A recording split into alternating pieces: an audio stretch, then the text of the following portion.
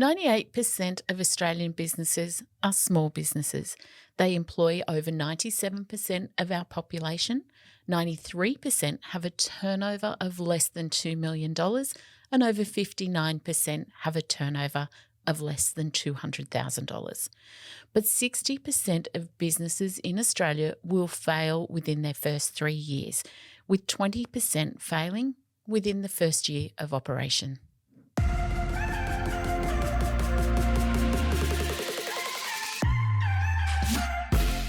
Welcome to Dollars and Dreams, the podcast designed to empower you to take control of your personal and business finance. You know, the very thought of money and finance can often send chills down your spine and stir up fear of the unknown. But let's change that narrative together. Through this podcast, my goal is to not only to provide you with useful information, but also to inspire and motivate you to take action towards your own financial goals. Let's rewrite your money story together. Welcome to today's episode of Dollars and Dreams. Today's episode around the mistakes that I made in business is something that I'm really passionate about. You know, when I started my business, I sort of fell into running a business. It wasn't something that I set out to do. But I also had nobody at the time that I could bounce my ideas off or somebody to ask questions about how I could do things better. And a lot of the time I stumbled my way through it. You know, I was an accountant, so everybody made the assumption that I knew what I was doing. And to a certain degree I did, but I'd never run a business before. So there's a very big difference between just being an employee and doing things and actually running a business. And I've learned that over the years that it is important to take a very different viewpoint when you start a business, the things that you need to put in place, and looking for somebody to mentor. And it was the thing that I always say was my biggest challenge is I actually had no one to mentor me. In 2006, when I started my business, you've got to remember that there wasn't a lot of that sort of business coaching and things going on. And the accounting world was a very closed world, and a lot of accountants didn't want to share their secrets. When I'd reach out to people that I used to work for, it was pretty much you left us, go do it yourself, do what you need to do. So a lot of what I did in my first early years was stumbling through how to build a business, how to grow a business, how to operate more efficiently, how to market my business, how to do everything when it came to business. So my mission is to make sure that as many people as possible have access to what I struggled through and to learn from my mistakes or learn what not to do and, of course, how to do things better than I did. So in the intro, I actually said that 98% of Australian businesses are small businesses. The definition of a small business is your revenue is under $10 million.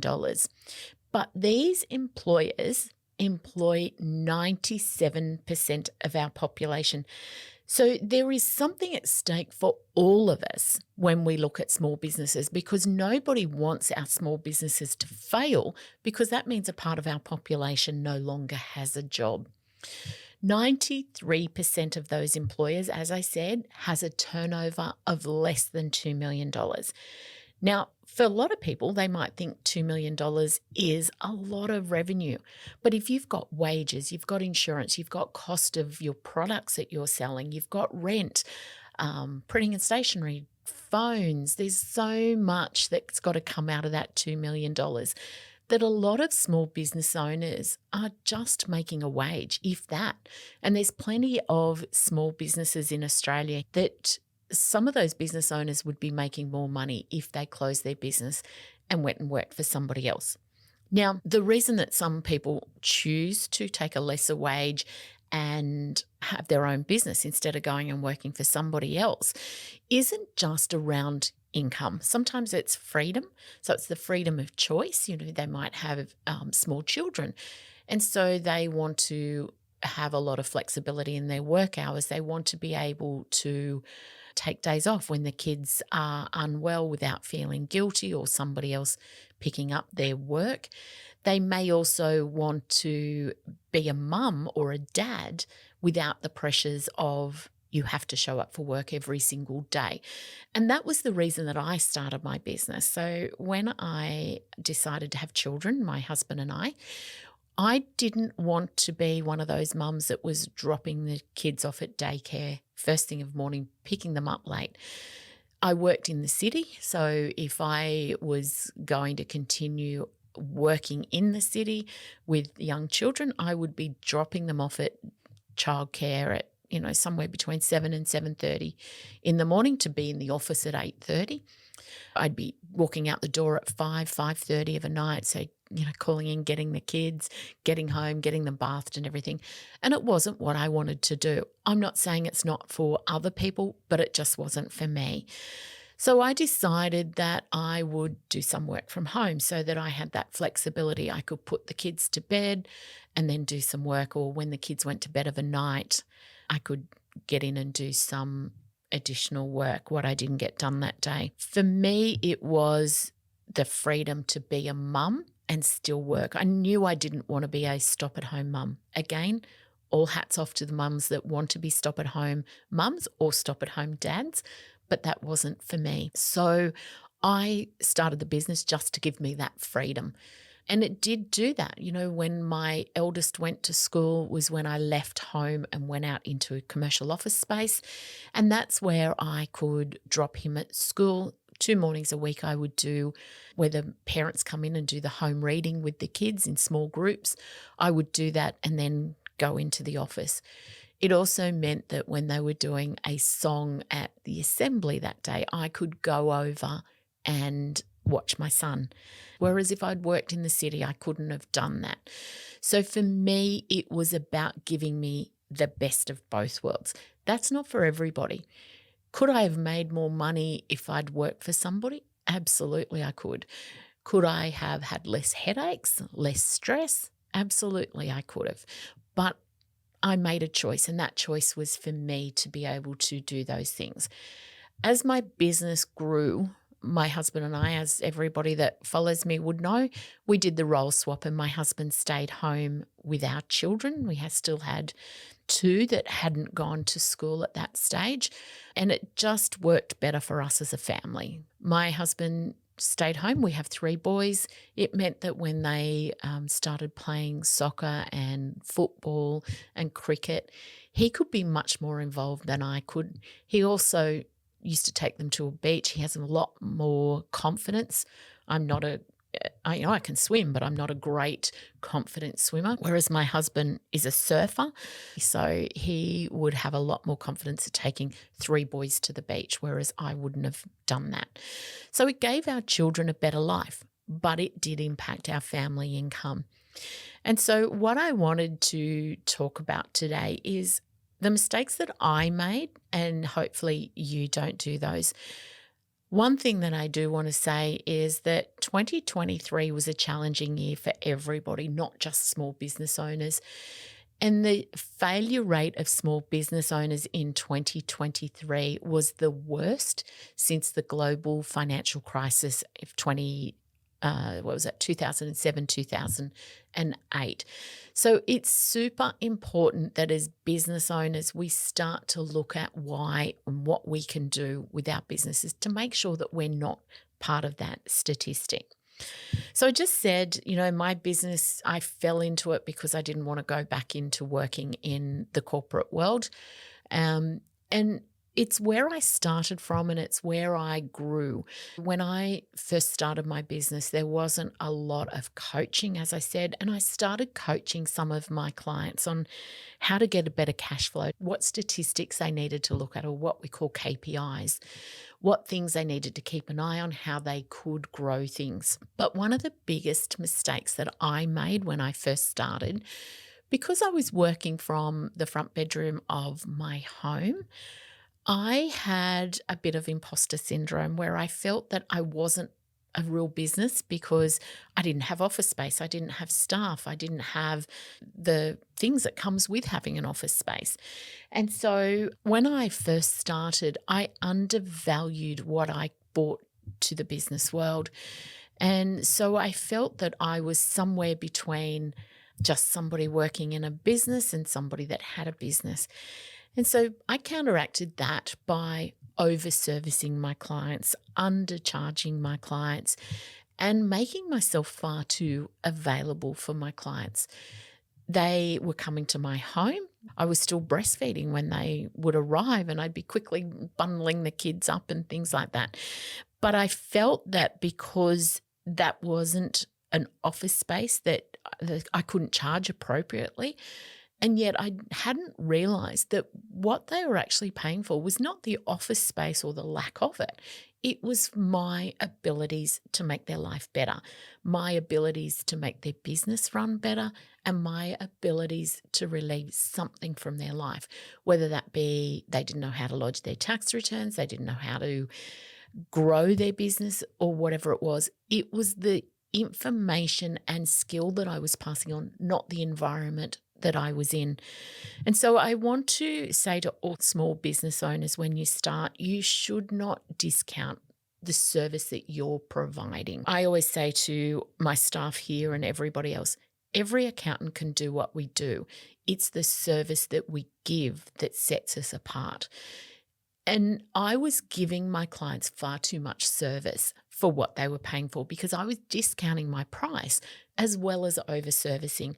So it was what we call a perfect storm. I was spending too long on jobs, not making as much money as I should have been making for what I was doing. It meant that I was working too many hours to get the income that I needed.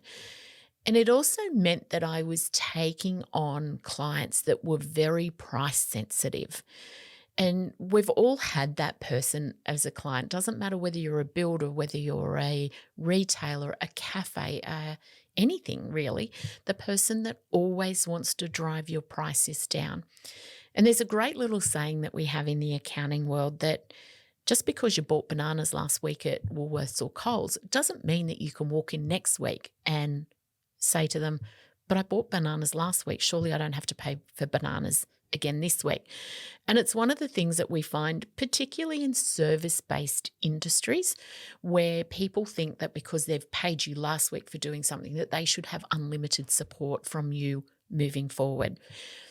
And we say to people, if you go and eat in a restaurant, you get a bill. If you go back the next week, you get another bill if you eat in that restaurant. It might only be a cup of coffee this time and maybe a piece of cake, but you will still pay for it. So as service providers, you need to be very careful that you are charging every time you do something. And we had a client a couple of years ago that said something to me along the lines, but you did my tax. Surely I can ring up and ask you all the questions I want during the year. And my comment to him was, if you do a job for your employer, you are paid an hourly rate. But if your employer calls you in on a Saturday because we had something that needed to be urgently done, do you expect to be paid? And I think that's something that people misunderstand, that we as service providers bill for what we provide to people, the service that we provide. So if you're a plumber and you go out and you fix their leaking taps one week and then the next week another tap leaks, you are still providing a service. And so you need to be confident with your charging. And I find trades are far better than a lot of other service industries that are around, because with a trade, there is an expectation because you've rung them, they come to your house to fix something. So a lot of people will have that expectation that there is a bill coming. But I find when any other service providers have that it's very different. I'm not saying for 1 minute that if you mucked something up or you didn't fix the leaking tap that you shouldn't go back and fix it free of charge. Of course you should. But I'm talking about where there's add on to your business or another service or another inquiry. Using another example, I have a dog that he's on medication from the vet. Whenever I need a script filled, I have to pay $33 for that script to be filled. The vet had to stop what they were doing, open up my dog's record and find out what medication he was on, complete the letter so that I could go and pick it up. I should pay for that. So be very firm in your billing. Make sure you are charging what you need to. And the problem with undercharging, and I find this a lot with businesses when they first start, they will say, but I need to get the market share first. So if I go in nice and cheap and undercut everybody else in my industry, my competitors, I will get the work. The problem is that if you undercharge to start off with, you've set that as your benchmark. You become the business that is low priced. And that's fine if you can service more. So you can go low priced where you're selling something as long as you have a good markup on it. But where you're selling your time, you can't find yourself more than 24 hours in a day. And on top of that, you've got to sleep and everything. So let's say you are going to work 10 hours a day and you are undercharging. You can't find more income without working more hours. Whereas if you double your income, you'll get the same income, but you're only going to work 5 hours a day instead of 10, which is much more sustainable. The other side of undercharging, if you become known as the business that is low cost or low priced, it's very difficult to change that perception. So you go in, let's say you've decided that that's your marketing thing, that you'll undercut any price. You go in, you do that, you build your market share that you have. And remember, we can only work 8 to 10 hours a day at most. And so you found your cost base, you filled your day up, and then you go, I can't sustain this and not make enough money. So you want to put your pricing up. All of a sudden, the people came to you because they are price sensitive, then go, oh, hang on, you've put your prices up 25% since last year. They will leave you potentially for somebody that's higher priced still than you, just because they've got to make a vote with their feet. So if you want to keep that market share, you would need to increase your pricing gradually.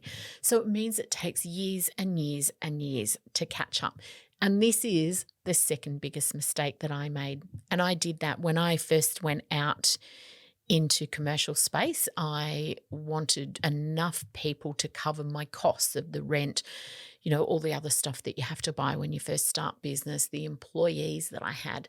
And whilst I didn't have any other accountant, I needed an administration person, because if I was in with a client and somebody walked in the front door of my office, I would have to interrupt that client and then go out the front to see them. And that's never a great perception for clients, that you're jumping in and out. They feel like they're undervalued. So I went with underpricing, and that cost me dearly. The first year that I was in business, I pretty much didn't make any money at all. I think my taxable income that year was something like about $6,000. I'd worked all year for $6,000. We'd relied on the savings that we had in place. I had used up a lot of our redraw on our home loan. I knew there was a bigger picture, and I knew that was something that I needed to do. But after a couple of years, and we got very busy, and I was working ridiculous hours. I would start work at 8:30 and I would be walking out of that office at 9:30, 10 o'clock at night in the busy times. So then I just thought to myself, well, hang on, I went into this because I didn't want to not see my children, and yet here I am not seeing my children. It was only for about 2 or 3 months of the tax season, but it still meant that I went, I've got all this work. I'm still not making a ridiculous amount of income, and I'm working these ridiculous hours. So I started to put my pricing up. When I started to put my pricing up, we had the price sensitive clients that were starting to complain about, well, hang on, last year you were only $77 for a tax return. This year you're $88. Now, it was only $10, but as a percentage of what it was, they saw that as a huge increase, and it was more than inflation, which it was. But it still was under the price of all my competitors. So we did have clients leave. They went and paid more somewhere else, but they paid more because they were happy to do that as a protest to what I'd done, which was put my pricing up. For me, though, I did the same income but did less hours. And so I started to look at that and I went, you know what? I'm still generating the same amount of income. I've lost some clients, but I'm actually getting home to have dinner with my kids, which was my ultimate aim for starting my business. So I had to go back to what my why was of why I started the business. And it took me a lot of years before I got to a point that I was at a market rate to my competitors. And it meant that then to keep my clients, I had to make sure I gave them something more than what my competitors was. And so we came up with efficiencies. We came up with a different type of service product to what my competitors were in that market. That's not to say that I was competing with the high-end accounting firms, because I wasn't. At that stage, that was not something that interested me. The other mistake I made when I had my business was when I was working from home, I let people dictate to me when they were going to use my services. So everybody thinks that because you're at home, I can come on a Sunday, I can come on a Saturday because you're at home anyway. So what's it matter? To start off with, I did let that come into my business model. And they'd all say to me, but I work Monday to Friday. How about I come Saturday afternoon? I've got the kids' soccer in the morning and then I'll pop over. And it got to the point that I was doing that because in my mind, that was why they were coming to me, was because I was available at their point. What that meant is that when I wanted my own business, it was because I wanted to control where and when I worked. All of a sudden, my clients became my boss. So they were telling me that they were going to come at 2:00 on Saturday afternoon, or that they were going to come at 8 a.m. on a Saturday morning, or they were going to come at 8:30 on Tuesday night. And I'd got to that point that I was saying, yep, sure. And it was only when my husband said to me, hang on, your business is a business. You work Monday to Friday, Saturday and Sunday. You are a family and family comes first.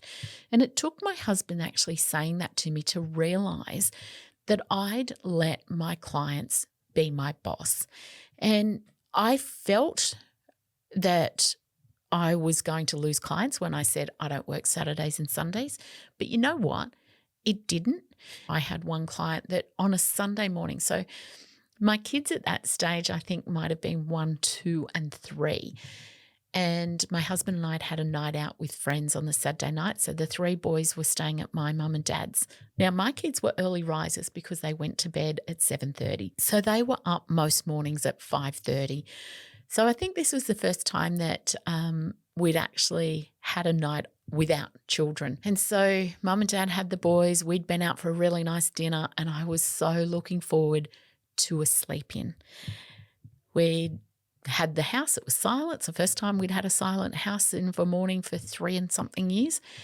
And next minute, the doorbell rings. So we thought, oh, something's wrong with the kids. Mum and dad have brought them out. Jumped out of bed, walked out.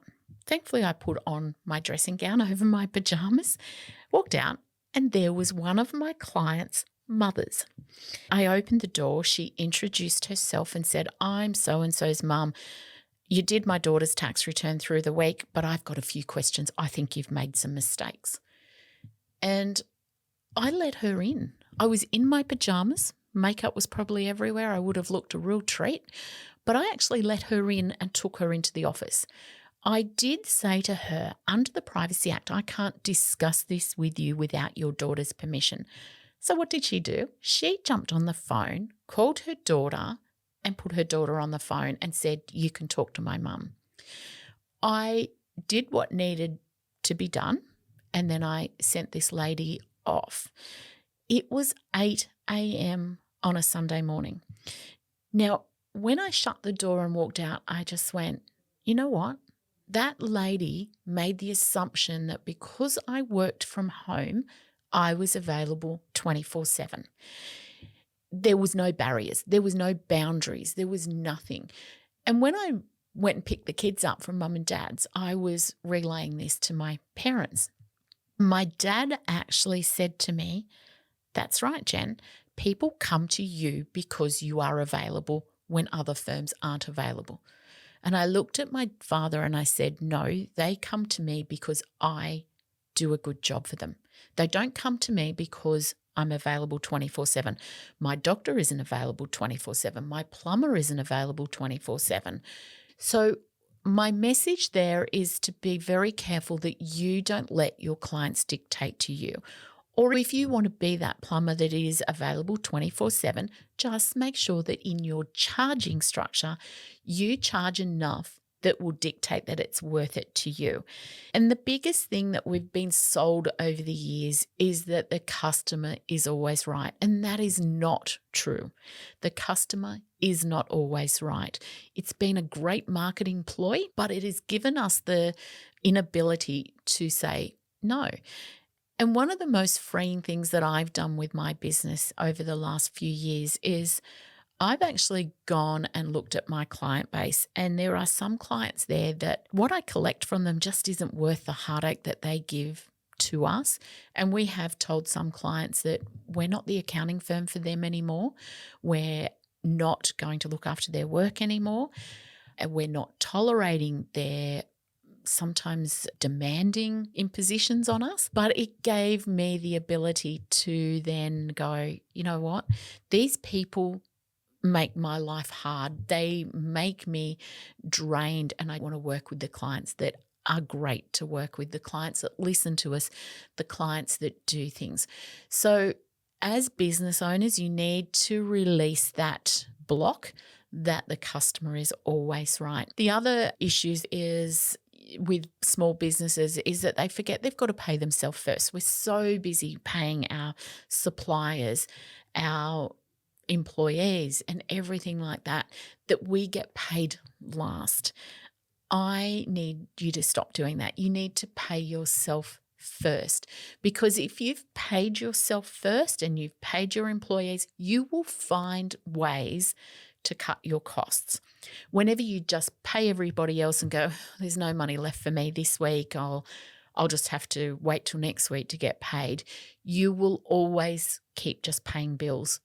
If you pay yourself and transfer that money to your own personal account out of the business account, you will find ways to cut your costs or increase your income.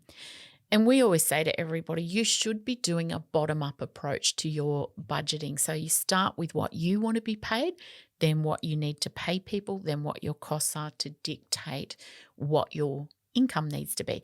That then gives you a key metric for what you need to generate in income. It also means that it takes control of cash flow issues.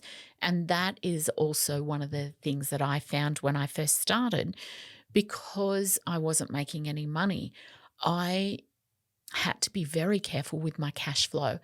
And if you're not keeping on top of your debtors, so that's people that owe you money, you have become a short-term lender without charging an interest rate. So keeping on top of your cash flow is really important.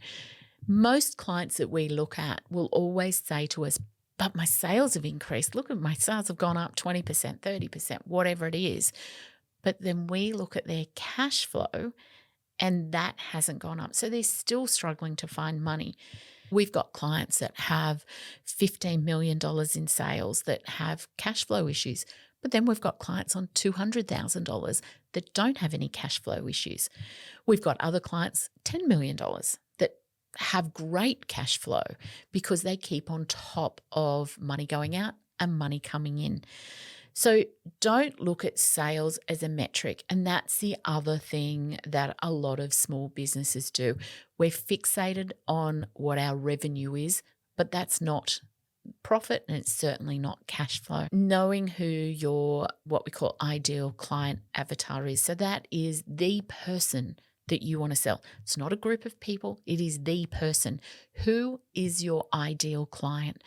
That lets you then market properly to them. It lets you come up with a service that satisfies their pain points or their dramas in life. It also means that your marketing can be targeted to them so that when they hear your marketing, whether that be your website, whether that be your brochures or advertising, social media, they say, that's me. That is me. I need that problem solved. And that happens in anything. Are you looking for a builder that understands that timelines are important? Are you looking for a vet that comes to your home because you have a huge dog that you can't get in a car or you don't drive? There's lots of things, but you need to be talking to your ideal customer. So, my key takeaways for today for you are understand what you're giving to the market. Don't undercut your services. Understand that imposter syndrome is real. And, look, it's a fancy term and it's one that we haven't heard before, but it's self-doubt. And that's really all it is. Don't have that self-doubt of why you can't compete with everybody else that's in your market. Every business owner at some point in time will question whether they're doing the right thing. Are they charging enough? Do they have the right services in place? Every single one has that. You need to move on for it. Make sure you're looking at your cash flow. Charge appropriately. Undercutting is undervaluing you and the service that you provide. Don't take yourself too seriously. So many business owners get caught up in trying to run the business. Quite often, go with your gut instinct. If you think you've got a market that's there, go research it, see if it's there. Go with what you believe is the right thing. And my last key takeaway is don't forget about the 80-20 rule. It is such a thing that goes through everything in your business. 80% of your clients will generate 20% of your income. 20% of your clients will give you no grief. Sort out who your perfect clients are, what they bring. Ask them for referrals. Ask the questions to your clients. Why do what makes you come back to us? What is it we can improve so that we can give a better service to you? Interviewing and talking to your client doesn't have to be marketing. It can be just chatting to them. If you're a builder, when you finish the job, saying to your client, how did you find our service? What things did we do that you were a bit disappointed in? What can I improve? What was my key points that you were happy with? That gives you a focus of where you can lead your business. The other part of that is what we do when we look at businesses is looking what we call a SWOT analysis. So that's your strengths, your weaknesses, your opportunities, and your threats. Talking to your consumers that are using you will give you what your strengths are, what your weaknesses are, what opportunities you've got, and what threats there are. It's a bigger part than that, doing your SWOT analysis, because we need to go out to the general market. But talking to your consumer that uses you will give you the answers to all of those. Being able to build on your strengths and putting something in place to counteract your threats and your weaknesses is key to your growth. But growing your business is so much more than just getting the numbers. You've got to get the rest right. You've got to get your cash flow right. You have to look at your marketing. Do you have your ideal customer, or is there a better customer that will pay more? Do you price appropriately? Are you marketing? Do you have your cash flow sorted? Are you valuing what you provide to the market?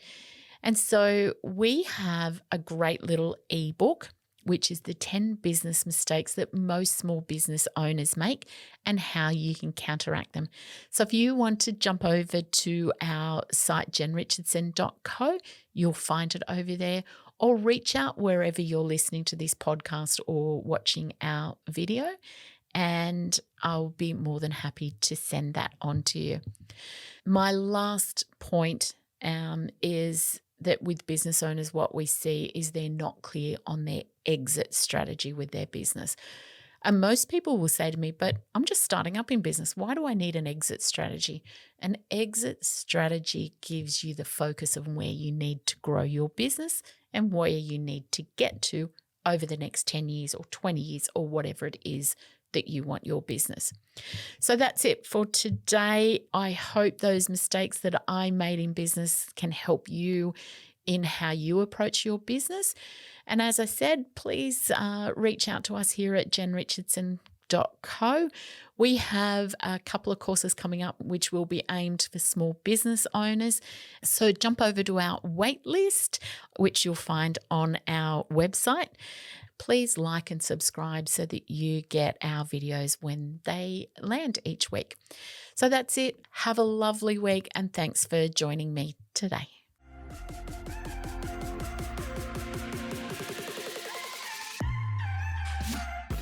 Remember, the advice shared in Dollars and Dreams is general in nature and it does not consider your own personal circumstances. Dollars and Dreams is for educational purposes only and should not be relied upon to make investment or financial decisions. If you need more help, please reach out to a financial advisor for tailored personal advice. Don't forget to click that subscribe button so you don't miss out on future content. And please leave me a review. Your feedback really helps me to reach other people chasing their money dreams. You can find me over on Facebook and Instagram to connect with me.